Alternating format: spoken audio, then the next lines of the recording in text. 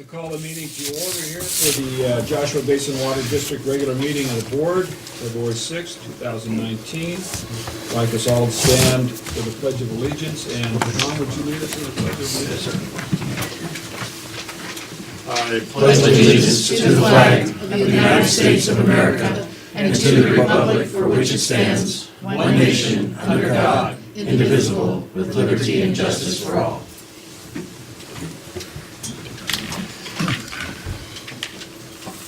General Manager, determination of the quorum. Mr. President, all 5 directors are here. You have a quorum. I'll entertain a motion to approve the agenda. I'll make that motion. Second. All those in favor? Aye. Carried. Item 5 is the public comment. Members of the public may address the board at this time with regard to matters within the board's jurisdiction that are not listed on the agenda. State law prohibits the board of directors from discussing or taking action on items not included on the agenda. Members of the public will have the opportunity for public comment on any item listed on the agenda when it is addressed on the agenda. Please limit comments to 3 minutes or less. Are there any public comments? Yes, ma'am. Gail Austin, I live in Joshua Tree. I just wanted to bring to your attention, it bothers me every time I go into Walmart. They have this sign up that says, your tap water can hang out in some pretty seedy joints. It's time to rethink your water. And they're Primo water and dispensers.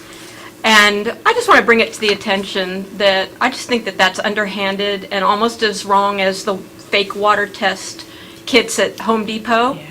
And that if there's any way that we can protest this or do anything, I'd appreciate some help or information on that, because it makes me mad every time I walk by it. Thank you. Are there any other public comments at this time? All right, we'll move on to item 6, the consent agenda. Matters on the consent agenda are considered routine in nature, will be enacted in single motion without discussion. Any board member or member of the public can request an item to be removed from the consent agenda and acted separately. I entertain a motion to approve the draft minutes from January 16th and January 23rd. I have read the minutes and did not see anything that was out of ordinary. I would make that motion. Get a second? Second? Second. Any comment?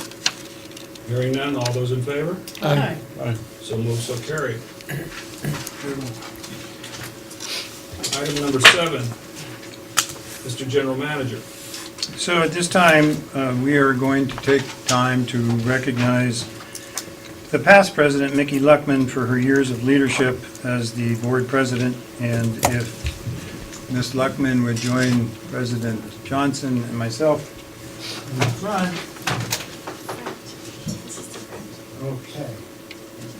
Should have moved, we skipped this item. Would have been overruled. Okay, so I get to go first. Thank you.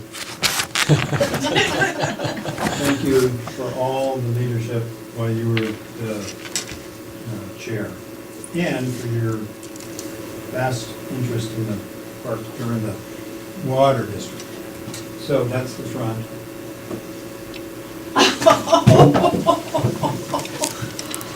Oh, that is awesome! It is a crystal gavel.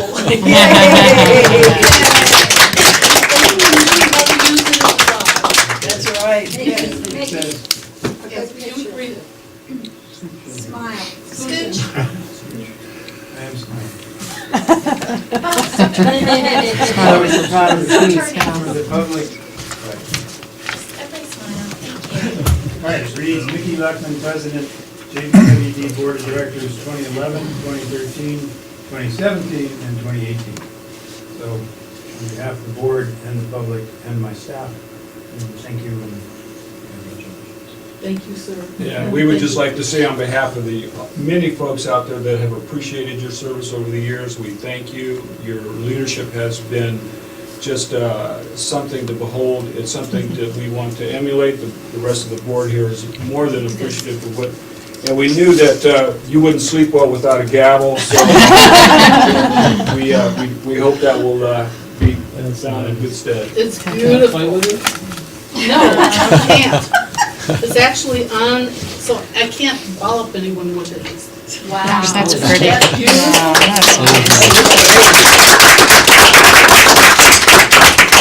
I don't think my daughter will pay any attention, nor will the dogs, but everybody else. Thank you very much. I appreciate it. Nice. Thank you.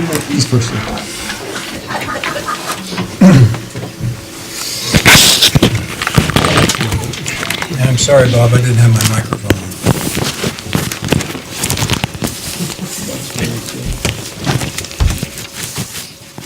Did everybody put their lights on, please? Yes, so demanding. Can you hear me now?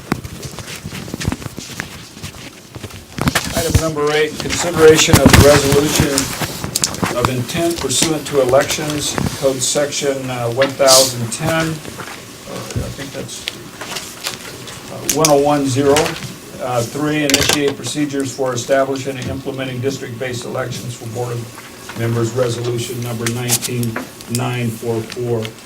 Ms. Jennifer Farrell, legal counsel at this time. Good evening, I'm Jennifer Farrell, I'm with the law firm of Rattan and Tucker. I'm a partner over there, and fortunately or unfortunately, I have dealt with many of these California voting rights action challenges and lawsuits over the past few years, and that's what I'm here to talk about with you tonight. So as you're aware, back in December 26th, we received a letter from an attorney named Kevin Schenkman claiming that the district was in violation of the California Voting Rights Act. By way of brief background, the California Voting Rights Act, or the CVRA, was passed back in 2002. And effectively what it did was it encouraged private lawsuits against public agencies in order to effectively force public agencies to go from at-large elections to district-based elections. Sorry about that. The only thing that you have to prove in order to prove a violation of the California Voting Rights Act is that racially polarized voting occurs in a district or a city that is currently an at-large election. So racially polarized voting, what that means is that members of a protected class, racial minorities, vote differently than the rest of the electorate. So for instance, that a Hispanic might vote differently than a non-Hispanic, or that an African American might vote differently than a non-African American. It doesn't matter what election it's in, whether it's a presidential election, a water board election, a ballot election, anything along those lines. If you can demonstrate that in any of those elections, a minority has voted differently than a non-minority under the state law as it sits right now, you can be found in violation of the California Voting Rights Act. Obviously, the very bad news about that is that it is a very, very, very difficult standard for cities or public agencies who are accused of violating the CVRA to fight. And because of that, virtually every single city, actually every single city and every single public agency that has tried to fight back on an allegation of a CVRA violation has lost. The worst case scenario that we've really seen so far, the city of Palmdale, which really took on the initial burden of fighting back against the CVRA challenge, the court found that they were in violation of the CVRA, even though they had multiple minorities on their city council. They ordered Palmdale to pay the other side $4.5 million, and they also allowed plaintiffs' counsel draw all the districts for that case. They decertified the prior election and made all of the city council members run for a new seat on the council. That's obviously the most scary situation that we've seen and something that we want to avoid. So that's all the bad news about the CVRA. I'll tell you what the good news is about the CVRA, and that is about 2 years ago, the state legislature realized what was going on and what was happening to cities and public agencies. And although they didn't eliminate the CVRA, what they did do is they added a safe harbor protection. And what that means is if within 45 days of receiving a letter claiming that you're in violation of the CVRA, the district takes action to adopt a resolution of intent to move to district-based elections.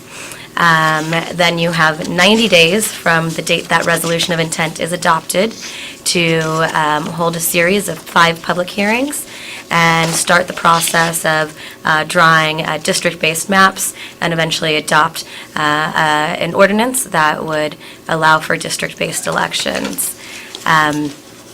That is what we're here recommending that you do tonight, is to take the first step in that process and adopt the resolution of intent. It's in your package, and also in your package attached to that resolution, I believe it's Exhibit 1, is a tentative or a draft timeline for all the steps that need to occur in the process over the course of the next few months in order to transition to district-based elections. We can change this timeline around. There are some constraints. You'll see that we list out the 5 public hearings, as well as this first public meeting relating to the resolution. Public hearings, number 1 and number 2, have to be held within 30 days of each other. Otherwise, there's wiggle room in terms where we can schedule them. And then public hearings, number 4 and number 5, have to be held within 45 days of each other. Otherwise, again, there's some wiggle room as to where we can schedule them. And with that, I'm happy to answer any questions. I'm curious as to why the state legislature is so gung-ho to have all districts go by district. Yeah, I think that's an interesting question, and I wish I could answer that for you. What this really amounts to is a state mandate that every single public agency has to move towards district-based elections.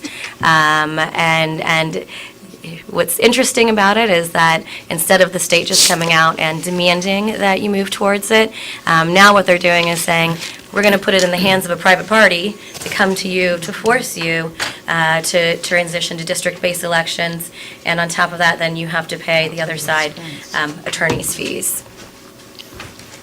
So there are theories as to why the state wants district-based elections. I won't get into those right now, but I think everybody is wondering the same question. Question. Yes. Prior to the letter, was there any notification or how notification to all of the districts in California that this law was intact and this is something that had to be done? I'm not aware of as to whether or not there were any notification at a district level. I'm told that there was not any notification. I know that several cities and several public agencies, upwards of 100, have been hit with similar demand letters. So it is a trend that we're seeing. After this legislation was passed back in 2002, it was tied up in a lot of litigation that was resolved in 2007 when the court ultimately held that the CVRA was constitutional. So we saw these demand letters really start peaking in 2007, and now virtually every public agency is going to get hit at some point in time.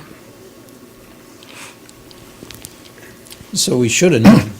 We should have known better. You know, I'm not going to say one way or another, but it is something that every public agency is going to have to transition towards at some point or another. Is there anything foregoing to warn other districts of what's happening? I'm not aware of anything. Again, I think that would probably be not a League of California Cities, but I know you have district-based organizations. I'm not involved in that. I'm not aware of whether or not, but I'm certain that's... No, but I think it's fair to say that at least some of the directors were aware of this law being out there for a long, long time, aware that it was coming sooner or later. You could see, and incidentally, Director Reynolds, the California Voting Rights Act does not just apply to districts such as Joshua Basin Water District. It applies to cities, school districts, hospital districts, irrigation districts. It goes on and on. It literally is a legislative mandate to comply. I think the legislature put that in the hands of private individuals to prosecute that requirement because they didn't want to have to reimburse you for that inconvenience. If they outright made it in form a legislative mandate, they would have had to cover the cost. Sacramento, when I say they didn't do that. They put it in the hands of private parties to insist on conversion. And, That's right. And that's really the way I see it.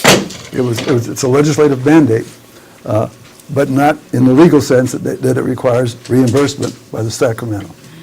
And keep in mind that after the case that I mentioned in 2007, where the CVRA was held to be constitutional, there's been multiple lawsuits that have tried to fend off against allegations of CVRA violations. So Palmdale was the first one, and then recently we had the city of Santa Monica that was just decided several months ago. I think a lot of public agencies were, waiting out and hoping that somebody else could find the answer.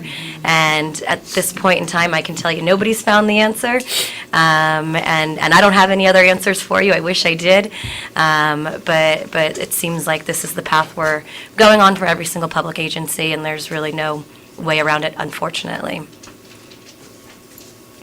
Any other questions up here? Yeah, I know, it's been making the rounds, and the governor who first signed it into law was recalled. And I just can't believe that, that there isn't something to right this wrong, like you say, like you're saying, Gil, how they didn't want to be responsible for the cost of it. Well, that's my conjecture. Or maybe they didn't want the blame for it. Something. Yeah, they passed it off pretty But nicely. it's, and then I guess what's so awful is that there's no defense. I mean, they're claiming, I saw, it's the same letter that went to 29. I talked with them today over there, and they used different people as their person who was Latinos who were discriminated against. But they're charging that, fundamentally hostile towards participation by members of a protected class. How do you prove that we are And so when you say it came up, was it Palmdale, or was that the one you said? Yeah, Palmdale was one of the very first lawsuits, yeah. So what was the proof? Even they said they had a diverse council. Yes. And they still, how could they prove that they were fundamentally hostile? Right. Hostile. And also it's saying things that, reveals, alarming absence of Latino, here's they're saying Latino candidates because of protected class, reveals, that there's vote dilution here at Joshua Basin and unlawful at-large. Well, yes, I guess we are unlawful now. But, I mean, this is the kind of language that we were hostile to, or isn't there some burden of proof that you have to prove that we, look at some of the voter suppression that's taking place in other states. And here they're coming after California. They must have thought we were an easy mark or something. They didn't try this in Kansas or Missouri or Alabama or something. Yeah. But, I mean, where there actually is hostile hostilities, for people of a protected class to vote. And hasn't anyone said, what is your proof that we've done this in a hostile manner, that we deliberately tried to dilute the vote? Yeah, the language that's contained in the demand letters from Mr. Shankman. Mr. Shankman is the main attorney on all these cases. I would say, if there's 150 cases out there right now, he's probably sent demand letters in 148 of them. And they're the same. They're virtually the same format. Some local things, so it applies more to you. Right. The language is always very inflammatory, and it focuses on the makeup of the board or the city council, which is interesting because actually when you look at the statute and the definition of what racially polarized voting is, it has nothing to do with the makeup of the board or the city council. It has to do with whether or not a minority votes differently than a non-minority. And if you can prove the minority votes differently than the non-minority, that is the definition of racially polarized voting. There were a series of propositions back in the 90s that have been raised when these cases have gone to trial, and they had to do with benefits that were given to illegal aliens in terms of school and Medicare and whatnot. And in those propositions, Hispanics voted differently than non-Hispanics on. And so that's been one of the biggest hurdles to overcome, is you have these propositions out there that are statewide propositions where you can show a difference in voting patterns. So, in my personal opinion, this is not a legal opinion necessarily, I think that Mr. Shankman is focusing on the makeup of district boards and city boards and using words like, deliberate and hostile and whatnot. I think it's a better move to get good press, and it's a little bit easier for the public to understand, and it makes you sound like really bad people, when at the end of the day, the reality is, this is nothing that you've done, or the board's done, or the district's done that's created this situation. It's people have different voting patterns, and sometimes those are drawn along racial lines, sometimes it might be socioeconomic lines. This statute happens to focus on racial lines, and so that's my opinion, at least. I think he really just wants more press coverage. More money. More money, absolutely. Philosophically, it's a great idea. To me, the positives are that if you go to smaller districts and a person wants to run and felt intimidated by cost, it costs less to run per small district. Certainly.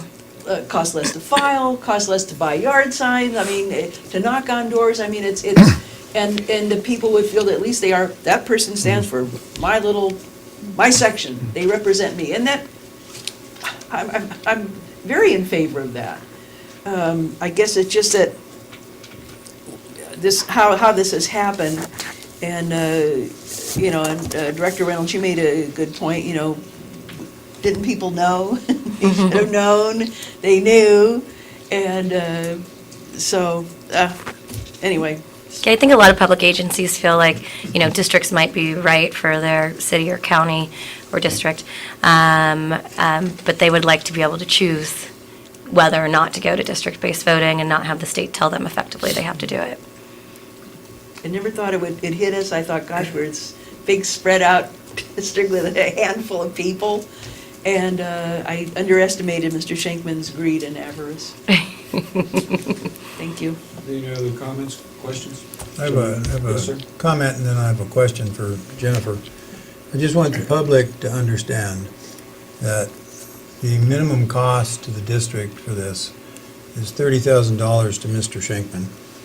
And with our legal fees for the expert legal experience that we're going to have, and the necessity of hiring a demographer, that's another minimum of $30,000, not counting our general counsel's time and staff time. So some $60,000 is coming out of the general fund in order to pay for this, right or wrong. And then I'd ask Jennifer, just for the public that's here and those viewing on YouTube, Rebecca, could we spend a little bit more time, the public hearing 1 and 2, the purpose of that, and the actual drawing of the maps, and then the demographer shows up, well, the demographer's here for the first 2 meetings, then he presents a map, then the next public hearing, just Yeah, explain absolutely. to the public. Yeah, I'll go into a little more detail about, the process and going through this. First step is what we're here for tonight, which is the resolution of intent, which basically says we intend to go to district-based votings. We're going to try to take all these steps within the next 90 days to make that happen. Public hearing number 1 and public hearing number 2 are held within 30 days of each other, and those are held before any maps are drawn. So the purpose of those meetings is to really have the community come out, speak about where they would like to see certain districts, and in drawing districts, what you really focus on is what's called communities of interest. And that can mean different things to different agencies. It could mean school districts and making sure you keep the school districts all together. It could mean sub-pockets or sub-communities. So if you have certain communities that tend to have same interests, you can keep those together. There's several other factors that you can look into. The biggest rule in creating districts is that you have equal population size amongst all of the districts, and you also can't use race as a predominant factor in drawing the district. So first 2 public hearings are before the maps are created, and again, that's to get input from the public as to where they would like to see their districts placed. After that occurs, the demographer who's here getting all that input from the public during those meetings goes back and he puts a lot of different calculations in and comes up with some pretty maps. And he might have one map, or he might have 5 different maps, depending on what he hears from you and what he hears from the public. Those have to be published 7 days before public hearing number 3. And then at public hearing number 3 and public hearing number 4, which have to be held within 45 days of each other, then the public and the board can discuss, which map they prefer, or do they prefer to amend a certain map a different way? And then public hearing number 5 would be to adopt the map. So that would be the introduction of the ordinance that goes to district-based voting and adopts the map. And then you actually have another hearing after that for the second reading. Just for the public's knowledge, Jennifer was the representative for 29 Palms to oversee their districting, and the demographer, I believe, was utilized by both 29 Palms and the town of Yucca Valley. Is that the city redistricting you're talking about, or the school district? For 29 Palms, the city. The city redistricting. And Morongo Unified School District, I'm not aware of who they used. Okay. Yeah, the demographer that I'd be recommending is a guy by the name of Douglas Johnson. He's worked with every city that I've worked with in dealing with CVRA cases, and he really is the lead expert in CVRA and drawing maps and districts and whatnot. He's testified at all the big cases that have gone on relating to the CVRA, so he's very much in tune with the issues that our communities are facing over this. So you can't consider race, but you must consider ethnicity. So, yeah, it's interesting under the state laws. So, the state law does encourage, if it's possible, the creation of a majority-minority district. How you do that without considering race is a question that I can't answer for you. I will tell you that what we've found, especially in this area, is that it's very difficult, and actually even in most smaller cities, I should say, to create a majority-minority district. How you go about doing that without considering race as the predominant factor is a question I just can't answer because it doesn't make sense to me. Gail, you had a question? So this is just dealing with the adopting the resolution. This has nothing to do with questions like when one of the board members retires, how do we replace that board member because they weren't from a district, and the questions about do we have to have a special election to get everybody in a district, or all of those other things. Those are taken care of later? No, we can address those now. Yeah, so for tonight's purposes, all that's on the agenda is the adoption of the resolution of intent, just saying we're going to move towards creating districts. When we get further down the line, we're going to have more detailed discussions about how we're transitioning to districts. Generally speaking, you transition over 2 election cycles, so it'll be 2020 and then 2022. Right now, everybody on the board holds an at-large seat. So in 2020, there's going to be 3 at-large seats up. Those seats will be district seats. And then part of the discussion that we'll have during these public hearings will be which districts are going to be up, which 3 districts. And then, obviously, and then 2022 will be the remainder of the 2 districts. And then by 2022, all 5 seats will then be district seats and not at-large seats. And I hope I explained that well, because it is one of the most complicated parts of transitioning towards district-based elections. Thank you. You're welcome. So then, it's already determined we're going to have 5 districts.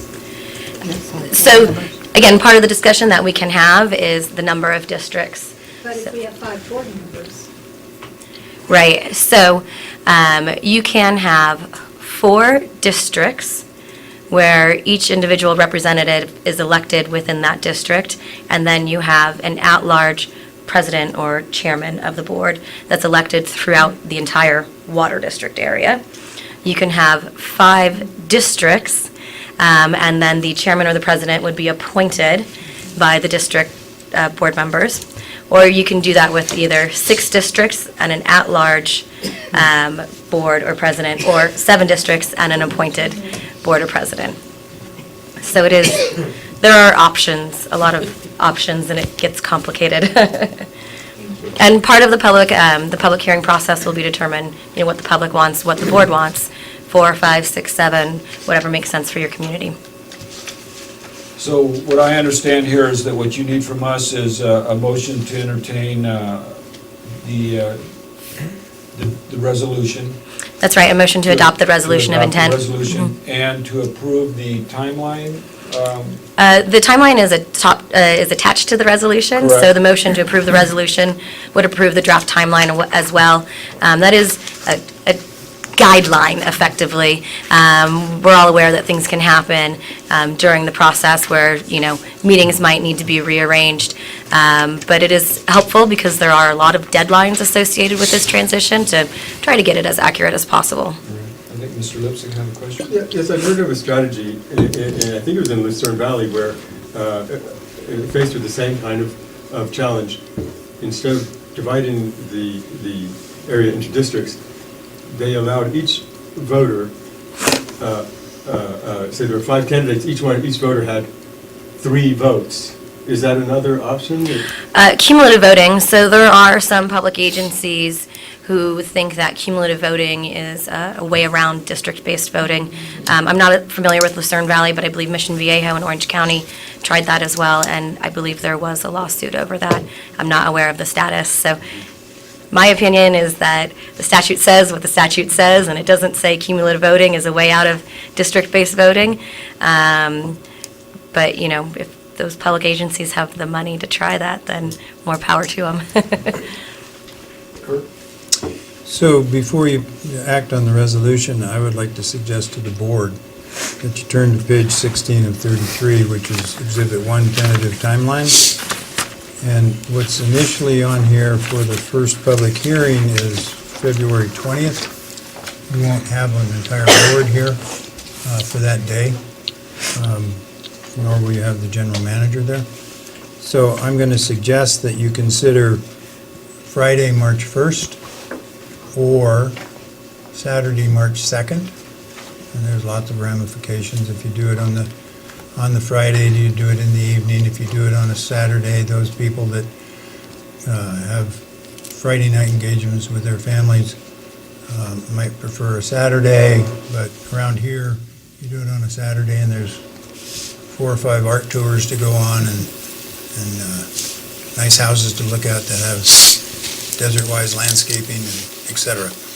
But rather than push the whole agenda up, starting on March 6th, which is another option for the board to consider, I'm going to recommend that y'all take a tentative timeline of March 1st or March 2nd. Any comments from the board? I'd be okay with either one, but I prefer March 1st. Okay. I'm not happy with either one.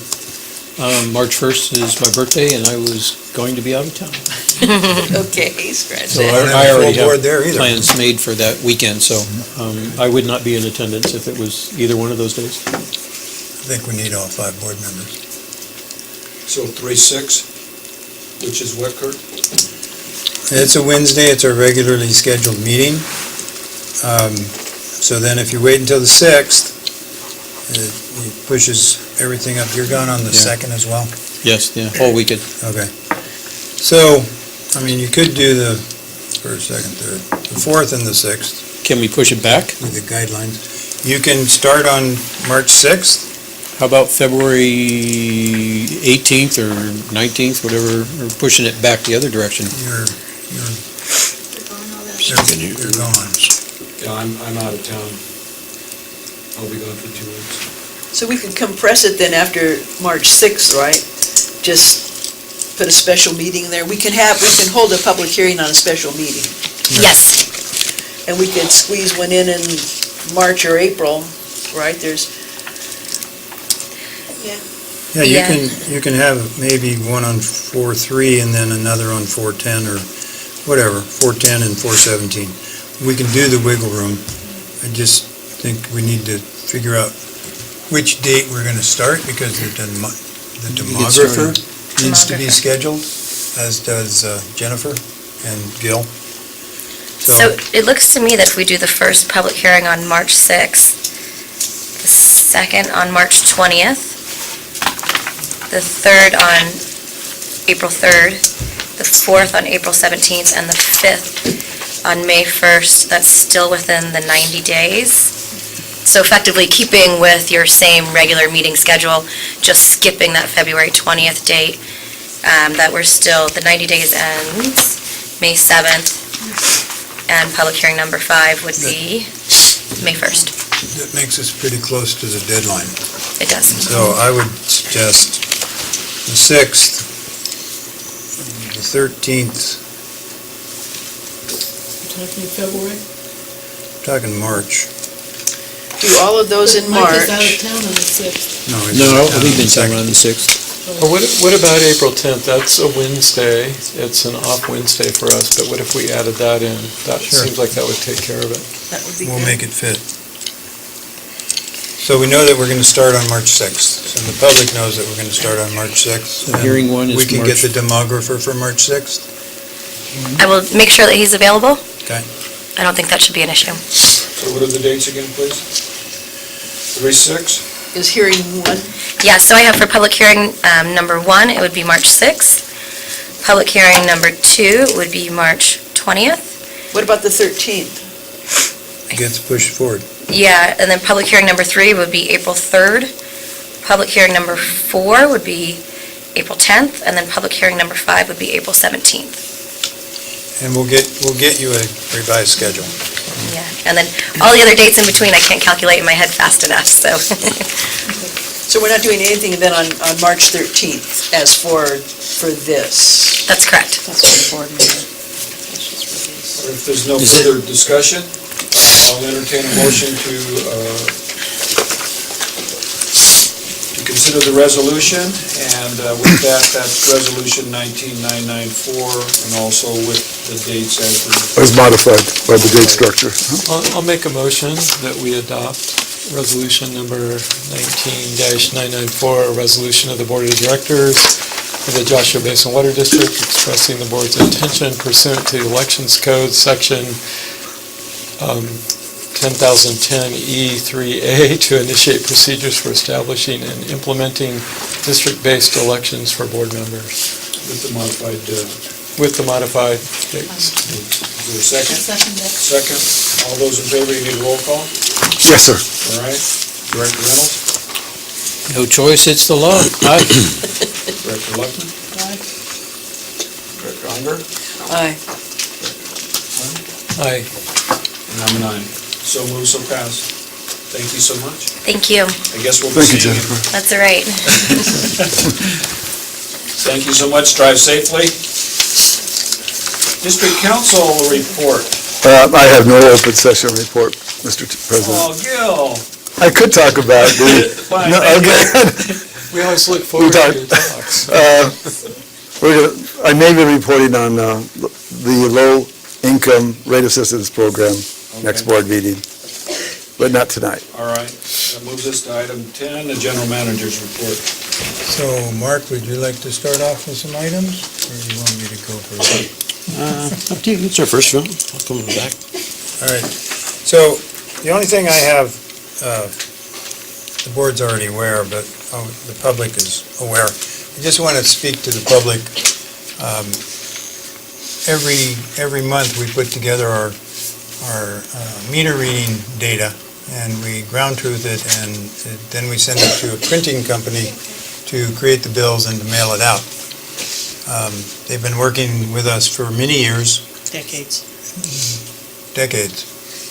And this mailing, somehow in their transition of our data to their software, almost all of the customers received a water bill mailed to their address, but it wasn't their bill, it was someone else's bill.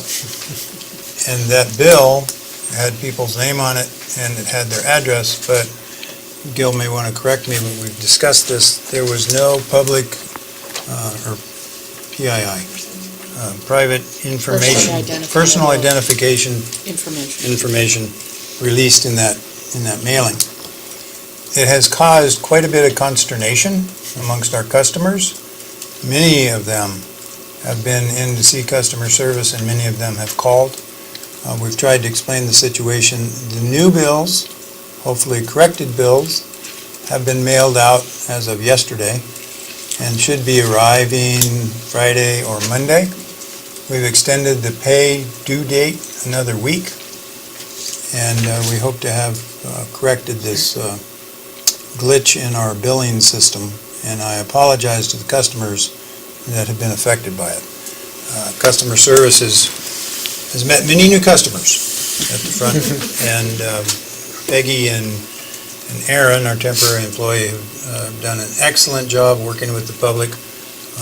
Lisa has been out very sick this week, and Gail and Ann of Susan's staff have done a yeoman's job of getting things corrected. We did a robocall to all the customers, and we tried the CalWarn iInfo system, which is part of a statewide warning system for when we have earthquakes and major catastrophes. And we contacted many folks through the CalWarn system, and there's a few things we've learned so that we're better prepared for the next earthquake or the next mainline break that affects a large part of the district. So that's what's going on, and if you have questions, call customer service. And I just wanted to cover that. And then several of you have asked about the latest effects on the continued rains. It's going to be a great spring bloom. We need to remember that, and I think Mark has some of that information for you, as well as an update on the equipment for the capital improvement plan. Yeah, so continued rain. As soon as we get something cleaned up, then it comes through again and likes to wash everything back out again. So we actually, I guess you can say, got lucky to some extent. We only had one good-sized leak from the last storm that we had. But we've got anywhere from 15 to 20 areas that have been affected through washouts of mains exposed, anything from a few feet all the way up to 60 to 80 feet. So operations employees have been out for the last week hauling dump truck loads and with quite a bit of our equipment at different locations backfilling those mains. So we've got a list started. We've been in contact with quite a few customers, and we're kind of addressing the ones that we feel are big candidates for large leaks first, and we'll get to all of them though. So also Before you go on to sure. So just a little anecdote, because I like anecdotes. When I got here 5 years ago, there was a large pile of dirt between the office and the shop, and it didn't go down very much until about a year ago. Maybe y'all were taking it from the shop side and I didn't notice, but in the last month, because of the rains that we've had, I don't know how many cubic yards of dirt we've hauled out to fix washouts, etc. But the new front-end loader was dispatched up the road yesterday. The dirt pile is dwindling. That dirt came from the excavation of the recharge ponds. So that was 2013, 2014, 13, 14. So we haven't had to buy any new dirt since 2013, 14.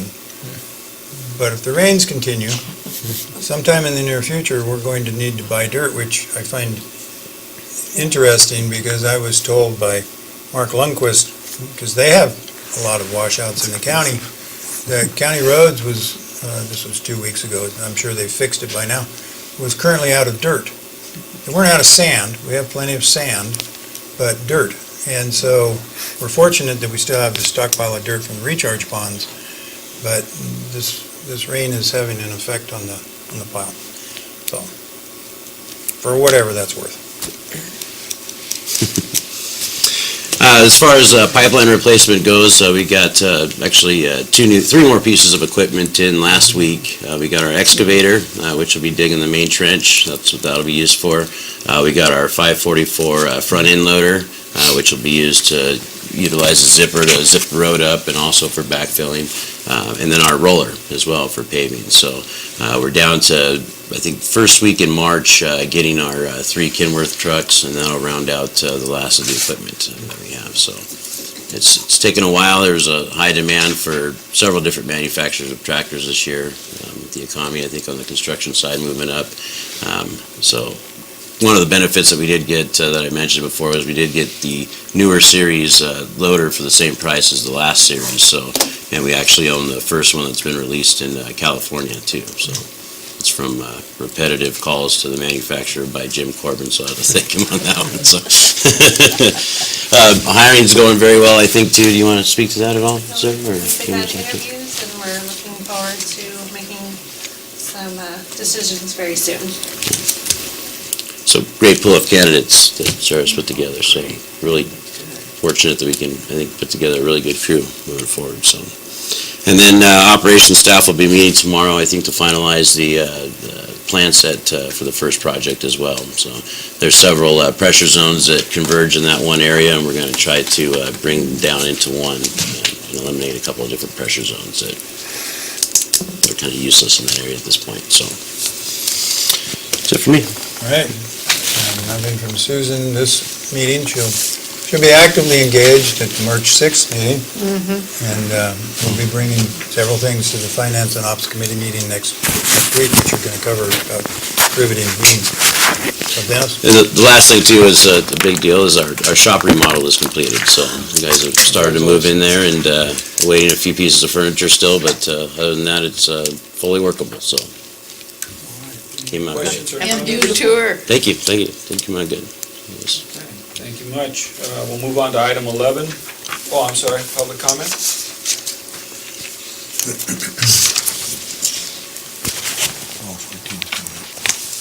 Yeah, that's it. El Marquez, customer of Joshua Basin Water District.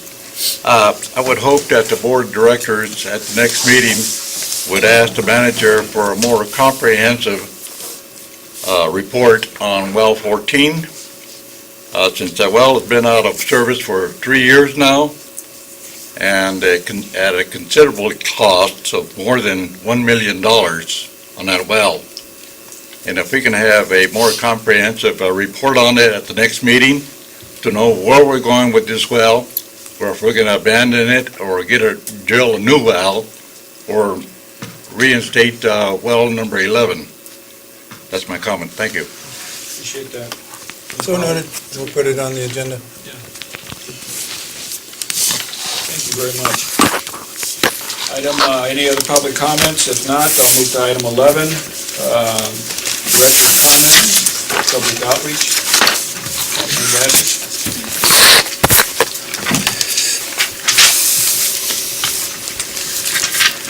Hello. United Way of the Desert reports are up to 44 applications that have been granted, and that's just as of Monday, so we still have this whole month. They just gave me a report earlier than usual. The district office will be closed February 18th for President's Holiday. Water Education Day planning is ramping up feverishly. And as for Gail Austin's talk on, or concern about tap water being dissed all over the place, we're on it. I've already contacted with Director Luckman's help, the Colorado Regional Water Quality Control Board, thank you. And they are trying to find us a person who is an expert that can speak on the state standards of water quality and the laws that keep our public water safe to be at Water Education Day. You would think there'd be plenty, but I haven't heard back yet. So they are looking for the right person because we have requested it. Right here. He's homegrown, that doesn't count. All right. Kathleen, what's the date? For Water Education Day is March 31st, Sunday, public hours 1 to 4 p.m. We should be done with our rain by then. The wind shall have quieted. It will be awesome. I've had a couple calls from people who had pipes freeze yesterday. We, in November, alerted all our customers via the Teardrop newsletter about winterizing. it is not too late. The next 5 or 6 days, we are going to be having freezing temperatures. Please, if you know anyone or haven't done it yourself, go out there, take your ski coat, wrap it around an exposed pipe for now, and then get on it tomorrow, because the damage, it's countless money and damage, and then there's the water loss. So we encourage everyone with the freezing temperatures right around the corner to winterize your property. And that being said, we have scheduled with the Mojave Desert Resource Conservation District a class on summarizing your water pipes. We haven't had one of those, and it's as involved as winterizing. So that course has been set. We'll have, first signups will be at Water Education Day for the April 30th class that will happen here. So we're on it with some of these classes that will empower our local customers to do the right thing for the right reason and help save water. Everyone wins. And I just want to add to the Cal Warren fund that we're having. In this room, did anyone get the email? Because what we did is we tested the email capability of the system. Because mine came in immediately. I was really impressed. Came in a lot sooner than the robocall. My husband got it. He did? I got the phone call, I think, on Monday. I'll bet you yours all went to the other email. So if you, because you all have different emails, check everything. But it did go out very quickly, very impressive. And as GM Sauer said, we do have some things we got to work out, but it's still, overall, it was a great test. And I think we might want to do it annually just to keep the system cleaned up and new emails. People let us know they have changed their address or whatever. Because they don't tell us in the office, but this email certainly got some responses, so it was pretty good. And that's my report. Thank you. Thank you. Questions, comments? Tom Flo and Joshua Tree. Please. Oh, sure. Tom Flo and Joshua Tree North. I'm assuming, and perhaps I don't want to just assume, but the erroneous bills that I received, I could simply shred them Yes. or dispose of them in an appropriate way. We don't have to return them to anyone. Please No, don't. We always like to see your smiling face here at the office. Yeah. Tom, you could pay those if you'd like. I pay enough. All right, let's move on to Mojave Water Agency, Director Unger. Okay. In the interest of keeping my report as brief as possible, I have handouts for my fellow directors. Thank you. There you go. And President Johnson, if you had passed these down here. Meeting was on January 24th. All of the directors were present. In the invocation by their community liaison officer, she made an interesting plea. She asked that all the directors be mindful of the big picture and its small details. All the board got they got a PowerPoint presentation on water rates for, did everyone get, Mike, did you get one down there? Okay.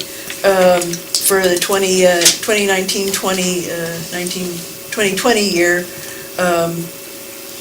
And the general manager did voice significant uncertainty due to the Southern California Edison power rates. Their CFO, Kathy Kortner, she said those costs eventually do get passed along from SCE to Department of Water Resources, to wholesalers, to retailers, to consumers. But she added that Mojave's Rate Stabilization Reserve Fund will be used to absorb the peaks and valleys before consumers really suffer. She said the boards will adopt their rates at their February 14th meeting. The board also got PowerPoint presentation on construction water rates. Sorry, not all those came through.